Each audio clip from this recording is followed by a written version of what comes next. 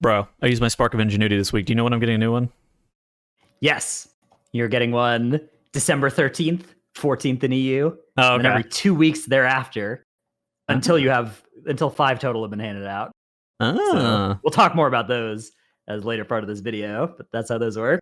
Yeah, so basically this week we're doing a season 1 overview, and we also got hit with the blue post, and we're going to talk about some tank balance stuff as well. So this is basically what you need to know about what's going to occur with season 1. Surprisingly, lack of borrowed power, but there is some stuff that you need to know about professions. But first and foremost, Vault of the Incarnates is releasing, and we've talked about this a couple times in videos, but basically Vault of the Incarnates is releasing with normal, heroic, and mythic all releasing at the exact same time, with LFR to release at later dates. The LFR wings are going to be releasing the week of December 19th, the week of January 2nd, and the week of January 16th. Yeah. So all difficulties at once is going to be an interesting time for Race to World First guilds. I think for most guilds, I would say if you're debating which difficulty should you engage with first in Vault of the Incarnates, I would say you probably should go into normal first. I think that's, for almost all cases, going to be the path of most fun and best results for everybody. But in theory, there's some slight benefits to going into heroic first, but most of those benefits have kind of disappeared this time around because it doesn't enable you to trade any extra gear anymore. So yeah, I would say for 99% of guilds, start off in normal, have a nice, easy learning curve in there. On top of that, we also have the Inspiration Catalyst opening the week of January 23rd, which is the 8th week of the patch. I think that overall, the Inspiration Catalyst, formerly known as like the Creation Catalyst, it allows players to get tier sets rather quickly. It seems like it's a situation that it will allow, most of the players to have widely available tier sets. Now, this is not available to be put on crafted gear, correct? Yeah, Inspiration Catalyst will not work on crafted gear. It's also not coming out for ages. It's not coming out for 6 weeks or something. So yeah, January 23rd. Yeah, that is so long from now. I thought it was 8. I think it's 6 from now. Okay, or 6 from the reset. Yeah. Oh, okay. All right. 8 from the expansion. In addition to that, cross faction is available already with Vault of the Incarnates Hall of Fame entries requiring at least 16 out of 20 characters to be from the same guild and faction. Do you think this is really going to impact anything? This is mostly how it worked like last season, yeah? Yeah, it's possible that the world first kill of Razageth will not get a Hall of Fame achievement because they may be not fully 16 on the same faction. That could be a pretty funny little quirk of the system this time. You think that's likely? Yeah, I think that's probably a little bit more likely than not even. Okay. I think in Echo and Liquid and whatever, they'll just play whatever races are best. And then, but then for average, like cutting edge guilds, getting that Hall of Fame achievement is probably pretty important to them. So, average Hall of Fame guilds, that achievement is pretty important. And they'll be at least 16 on the same faction. Okay, so not only that, but in addition to this page is actually super great. We're gonna link this down in the description. There's also boss strategy guides for Vault of the Incarnates. If you're looking for some of those, they were written by Hyper of BDGG. Excellent stuff. That guy rocks. In addition to that, let's talk about item levels a little bit. So item level from Raid it's scaling. So right now at Mythic, it starts at 415 through the first 4 bosses, and then bosses 5 and 6 are 421, and then the final 2 bosses are 424 item level at Mythic. And that's obviously downscaled to heroic and normal, kind of working in the exact same way, and Raid Finder as well. Yeah, so for context, like 398 is what you get from the last bosses on normal, and it's also what you get from the end of dungeon in 15. And it's also what you get from your weekly vault if you did a plus 10. Then if you're doing 15s, or sorry, if you're doing 20s, then instead your end of dungeon gear will go all the way up to 405, and your Great Vault will go all the way up to 421, which is that mid-mythic level. So that kind of helps me maybe calibrate for the difference between M+ and Raid gear.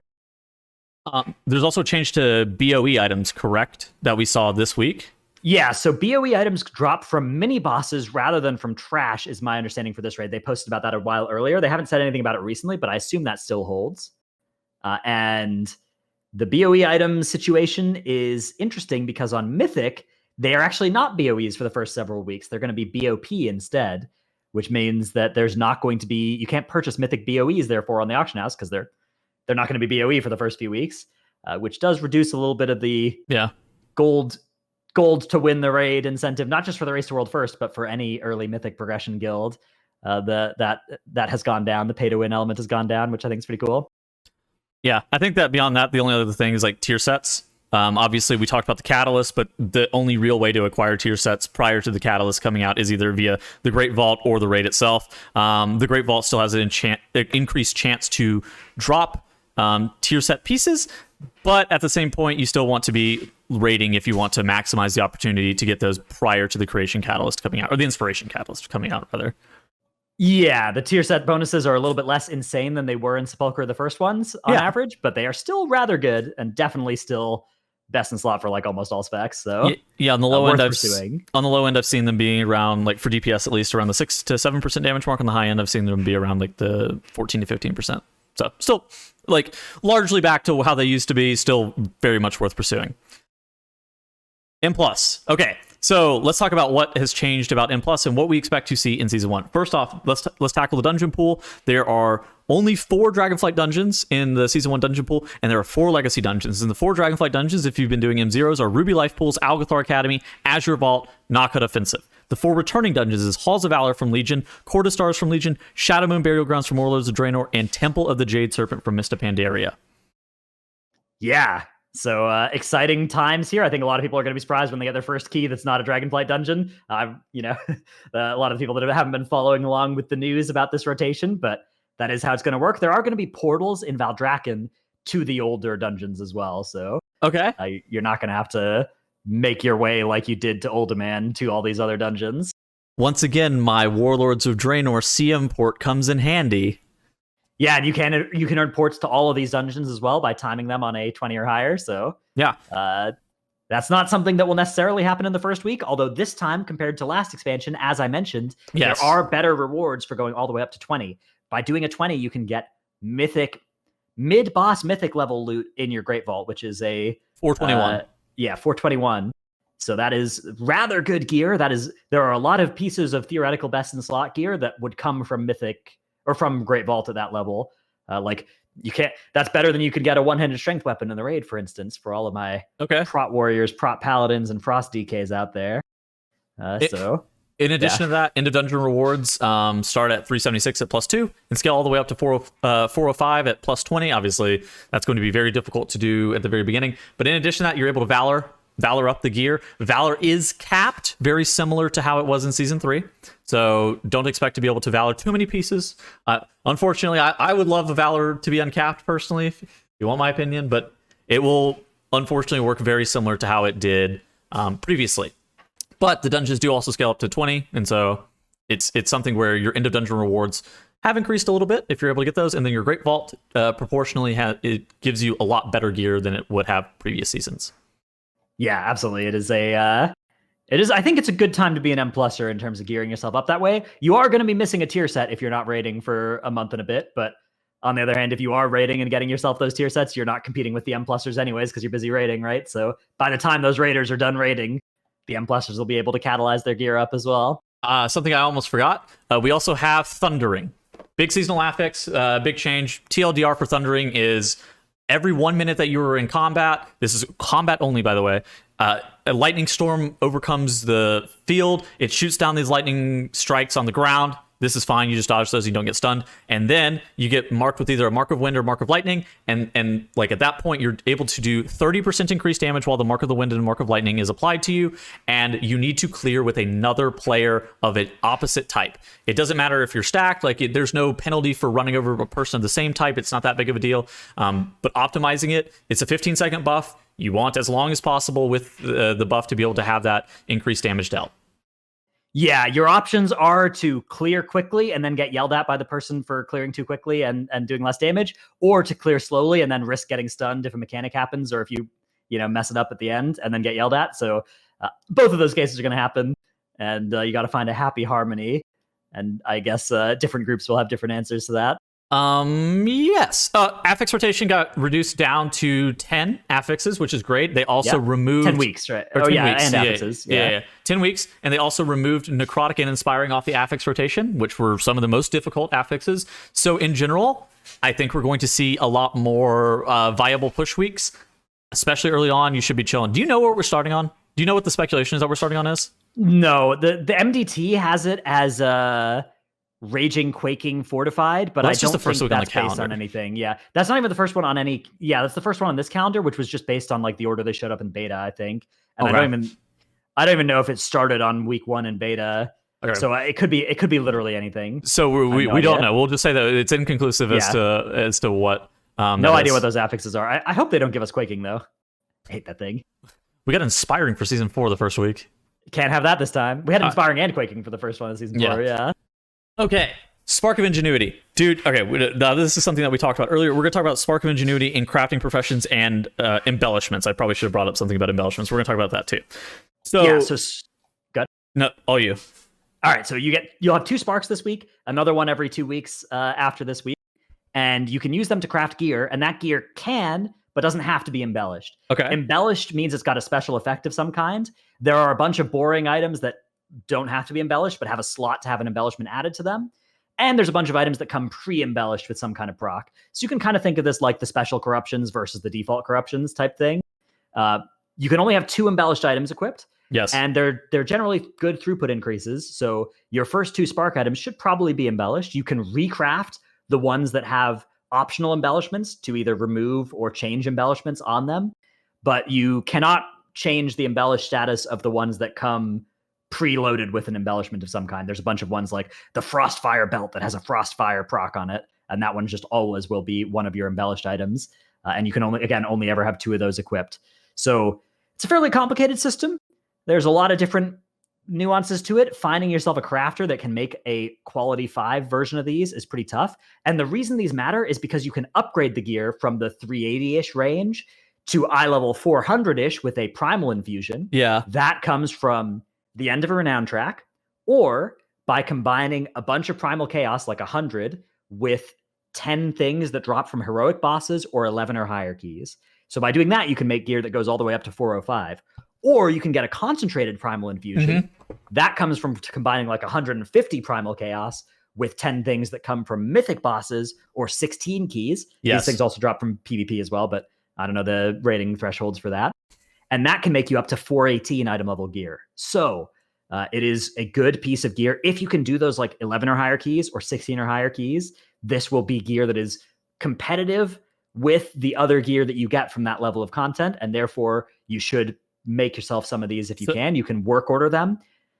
My recommendations are 2-handed weapons are good. They're nice and efficient on the primal chaos and the primal infusions. Like those, that part is nice on that side of things. Jewel crafting necklace. There's a necklace called the Elemental Lariat that looks like it's got a rather good proc on it. And it's probably good for a lot of specs. Yes. So that one is a nice thing to get. Rings come pre-socketed, which is nice. The necklace is also socketed, but all necklaces can be socketed this expansion with the jewel crafting item. So that benefit is lost on the necklace, but the necklace is good in and of itself. The rings are nice though, because they're socketed, and rings are kind of always valuable. You got 2 slots for them, so it's unlikely you'll invalidate it with a lucky ring from somewhere else. Pretty much. And then failing that, I think those are my top recommendations.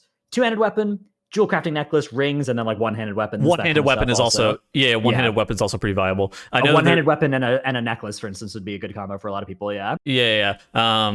In addition to that, like the embellishment effects, like the embellishment effects, like you're going to have to do some research and do some research as to like what your class wants specifically. I know that for Moonkin, for example, this is going to be reflected in my class guide that you can also check out on Wowhead. We're looking for like the Elemental Lariat neck and then like Potion Inhibitor on the ring. Like Dratnos was saying, those are the 2 things that we are looking for to burn our first 2 sparks of ingenuity on. You also mentioned getting quality 5. You can have an inspiration proc to be able to go from quality 4 to quality 5 on your pieces. Yes. Like if you're utilizing people that like not the public work order system. Yes. Right. If you public work order one of these things, you're going to get it quality 2 or quality 1, probably.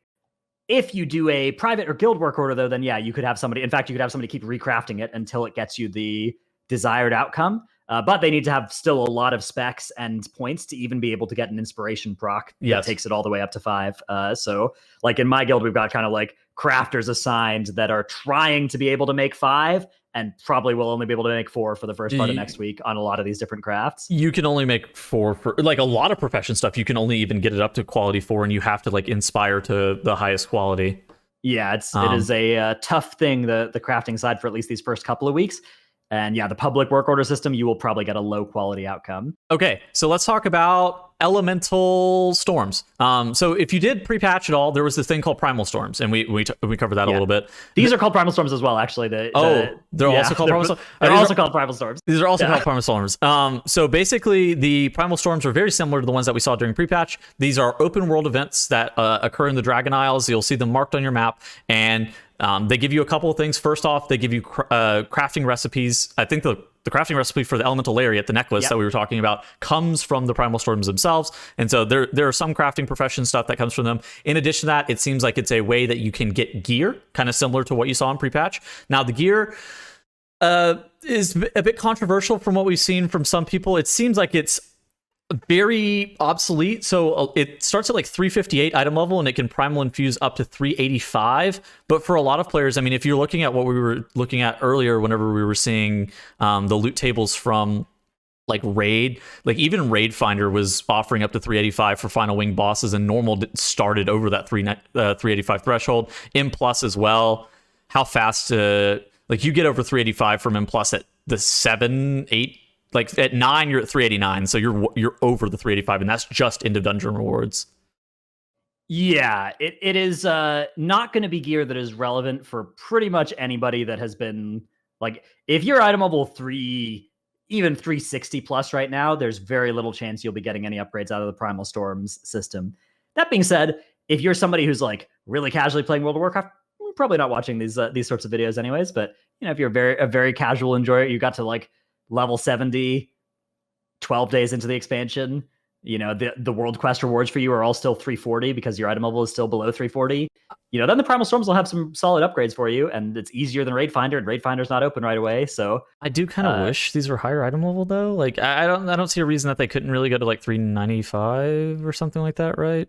Yeah, I mean they're not for us, right? If they're 395, then that's better than like normal raid gear, right? Then okay, they're way easier than normal raid to do a Primal Storm, right? You literally just fly there on the map and do the thing. Like that's true. Yeah, that completely invalidates that content, right? This is true. It is tough because like the raid, like obviously we were looking at it from like a mythic raid perspective, and we're like, damn, this kind of stuff is like really far off. But I guess for players that are playing relatively casually, this is a good way of getting open world gear. Yeah, I mean it's basically like it's pretty similar to World Quest, except for it wasn't here for the first 2 weeks, but like the item level from it is going to be pretty similar. And if you're one of the players like us that will have graduated from World Quest next week, you will also have graduated from Primal Storms by a lot. I wish Primal Storms came out at the beginning of the expansion. That's what I'll say. Yeah, I think that would have probably made more sense as well. Have them, or maybe on the second week. Yeah. Okay. Yeah. Last thing we got to talk about. Not necessarily coming out with. Well, it is coming out with season 1, but it's not exactly kind of the same scope as the other stuff. We're going to look at tank survivability. So what was said in a blue post that released a couple of hours ago at time of recording this is we've been taking a long look at tank survivability as we prepare for the beginning of Dragonflight Season 1. In general, we found that the new talent trees have introduced a lot of power across all classes and specializations, and talents that were once exclusive through systems like talent rows or legendaries or covenants can now be equipped at the same time. And basically Blizzard is saying that while we're thrilled that tank players are enjoy playing tanks in Dragonflight, we want the role to be healthy, and there's some negative effects that come from tanks being too strong that we want to avoid. We want healers to play a key role in keeping tanks alive, and that tanks should not be able to easily solo portions of encounters after the rest of the group has died. This is very controversial, I think. I mean, tanks have been really strong. So obviously it's been just M0s and stuff, but I kind of see where they're coming from here. I mean, I do think that like a well-played tank, like easily solo, the difference between like they shouldn't be able to easily solo and they shouldn't be able to solo at all, for instance, like those would be two different statements. I don't know. I kind of get where they're coming from here. Like they're definitely right that giving specs giving Brewmaster the ability to not, and Brewmaster maybe even one of the weaker tanks right now, but like giving them the ability to have dampen, diffuse, fort brew, 2 other defensives as well, Celestial Brew, and that other one that I'm forgetting, Zen Meditation, yeah. Like the ability to stack up all of those or to spread out all 5 of them and cover a large amount of time with the defensive being active, like that is sort of unprecedented in terms of like just how many defensive buttons some tanks are able to get access to. And the ones that don't have that many buttons often are just baseline so tanky right now. I think it's definitely true that like there is a number of like how tanky tanks should be. And I think the correct value is probably more than most of Shadowlands, probably less than Blood DK was in Season 4. And maybe a little bit less than all tanks have been at the start here of Dragonflight. I'm not sure. I mean, in my gut feeling on seeing this nerf here, which we should talk about what exactly the nerf was. It was 10% damage reduction removed from all tanks. Pretty much, except for Prot Warrior, which only 5% when they're in battle stance and 10% when they're in defensive stance. Which they only sit battle stance anyways. Well, I mean, if they're only sitting battle stance, then they obviously already don't care about damage reduction, right? So it's not a relevant way to nerf them. Yes. I don't know. Yeah, I think that this... I think that they shouldn't be trying to get back to like Shadowlands, especially season 1, but Shadowlands early seasons tank survivability. But obviously, like, it's not unreasonable to want tanks to not be immortal for free. Let me just pitch the other side of this argument, because I've seen a lot like of pushback in regards to this, and I think that what you said is absolutely, I think it's totally valid. Now the opposite side of this argument is that tanks just in general are already a role that struggles to find a lot of identity with like what they are as a class, and generally they're like a weird spot where they're somewhere between like a DPS, but like they're responsible for tanking the mobs. In addition to that, there aren't a lot of players who play tank due to the fact that you only need 2 of them in raid, you only need 1 of them in M+, right? So fewer players play tank, and they've been unhappy with or unsatisfied with how the role has felt for a while, because tanks generally believe that they should have, I will say, full agency over their over whether or not they live or die. I guess would you say it's full agency? Is that what they're looking for? Yeah, I mean, I think obviously like healers want their healing to matter, right? But tanks also want their tanking to really matter. There's some struggle there. Now, I do think that this part of the post, actually, this whole entire last couple of sentences was maybe a little bit off base with how the players want to play, like the tank players want to play tank, and honestly kind of how healers want to play as well. Like I feel like there are very few negative effects coming from tanks being too strong. Maybe I think in general, if all tanks are able to be like this bastion of strength and like stuff like that, where you're looking at whether or not your group is able to survive the content first, and like whether or not you're able to survive it second, that is something that allows you to have a lot more interesting routes. It allows you to make a lot more interesting decisions in regards to what tank to bring in most situations as well. And then on top of that, I don't think that healers want to heal tanks. Like outside of like Life Bloom and Beacon, healers generally don't have great ways of healing tanks passively more often than not. And from what I've seen, healers definitely do not want to be spending a large amount of globals healing the tank. Yeah, I think I agree with this. I mean, I've seen on both like in Reddit and in some Discords and stuff, especially from like casual players, there's certainly though some discontent when it's like, I am a non-tank player in this group, and I was irrelevant to this group success, right? Like, I did not need to be here. The tank could solo this entire place, right? Like that is something that causes strife in those sorts of groups. Now, obviously, like our solution is like, okay, just bump up the key level until that stops being true, right? But yeah, and I do think that like, especially if you're Blizzard as well, like you look at the population of the different roles, it's like, okay, tanks are always the role we need more of, right? Like we should be trying to find ways to get more people to play tanks. Yes, this is the problem that moves away from that. But tank identity, I don't know. I still think we can look at this expansion as like tanks have gotten tankier still, even with this change compared to Shadowlands, except for DK. And that I think is still good. I mean, outside of the situation that you were saying, was there really anybody else that was like kind of complaining about, like, or is this Blizzard like the no fun allowed, like have to be the heavy-handed, like? I don't know. I mean, also as a tank, it does feel good to live in a spot where it's like, oh wow, it was really hard for me to live there, but I was able to live and solo this. That fun does get reduced when it's like, okay, I can solo anything I want, right? Like DK season 4, living a hard fight, soloing it. DK season 4 of Shadowlands was a lot less rewarding than doing it in some of the earlier seasons where that was less of a given, right? Well, when everybody knows that every tank can just solo every boss fight if they're left alive for it, then it stops being a cool thing to do as well. It's just interesting because DK, Blood Death Knight specifically, is the tank that most like long-term tanks want to play if given the opportunity, because it gives them the most agency on whether or not they live or die on a specific encounter or in a specific scenario, because they have the tools and they have the self-sustain to be able to out-heal basically anything. Yeah, and I think the important thing is, like, I do think it would be a mistake if Blizzard wanted to get rid of that from tanks, but I think that, you know, that there you can have that be true, right? Without, like, it would be a mistake to give all tanks 4,000% increased damage. I guess 98% increased damage reduction, right? Like that would make the game worse, right? Like there is some number that's happy there, and I don't think it's necessary. Like from the first couple weeks of Dragonflight, obviously we've only done M0s, but even from beta, I don't think it's unreasonable to say that okay, maybe they were a little bit on that other side of tanks, and it definitely would feel worse to make tanks feel weaker during the season than before the start of the season. To like make it so you log in with your preset gear and you're weaker than you were the week before. So I think it makes some sense to do this nerf now, because I think it would really suck if they ended up doing this later. I will say I'm kind of glad that it was targeted at passive damage reduction effects as opposed to the active ones. I don't know. The tanks that rely on active mitigation and don't have full uptime of it, like Vengeance on their spikes and stuff. I kind of wish those tanks were a little bit more tanky outside of rather than inside of their DRs. But yeah, that maybe depends on the spec.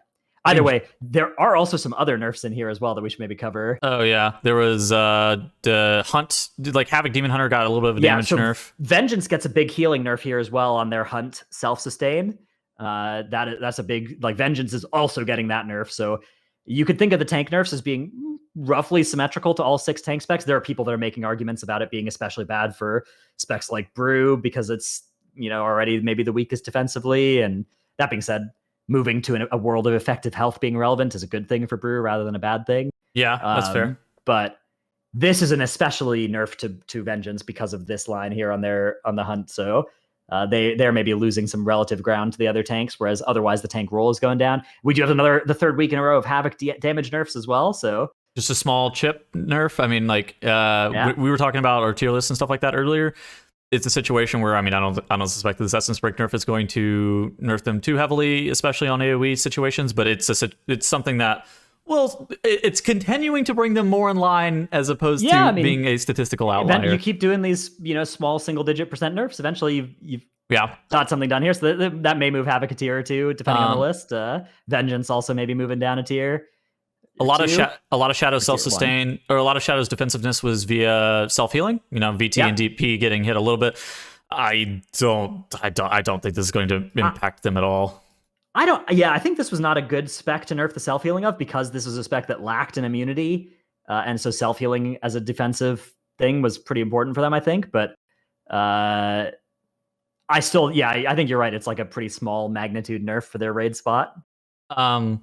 Rogue, I mean, Leeching Poison got nerfed. They lost some damage to take Leeching Poison. I was actually talking to a Rogue about this yesterday. And he was talking about playing Master Poisoner plus Leeching Poison to be able to get 13% leech. It seemed like this was going to be like pretty good, even though they were going to take a little bit of damage loss to be looking to play this. Now it's getting nerfed. I doubt this isn't going to affect Rogue survivability at all. Like they're just probably not going to play this, but they're still one of the strongest specs. All 3 Rogue specs now getting a little bit of a damage nerf, which, I mean, Rogue looks strong. I don't think that this is like, is this going to change where Rogues really stack up against most other classes? Nah, you're not, like Pistol Shot 6%, Dispatch 5%. It's not going to change functionally where Outlaw's positioned relative to other classes. Yeah, these are very minor adjustments in that way. Yeah. These Warlock nerfs are super fake. Yeah, I mean, it's something. It's not the bigger nerf was definitely the Soul Leech healing amount last week, right? Mm-hmm. And then Fury Warrior, I don't know. Warrior needs help. Like I think that Warrior needs something. Warrior needs. I think Warrior, from where I'm sitting, it probably needs some damage. I don't think Fury actually. I think nerfing Fury's self healing is somewhat reasonable though. That spec did a lot of self healing. I didn't know if they even took Cold Steel Hot Blood though. They did. They take Cold Steel Hot Blood. Then I think it's reasonable. I mean, that spec had a lot of self sustain. Yeah. Overall though, I mean, I don't think these are nothing. I kind of expected more. Yeah, I mean, we've seen a couple other class balance changes coming in over the last little bit, but I don't know. I'm curious because this is the last announced ones before Dragonflight Season 1, probably, unless they do like an emergency Monday one. So any future ones will now be mid-race, which will be interesting to see.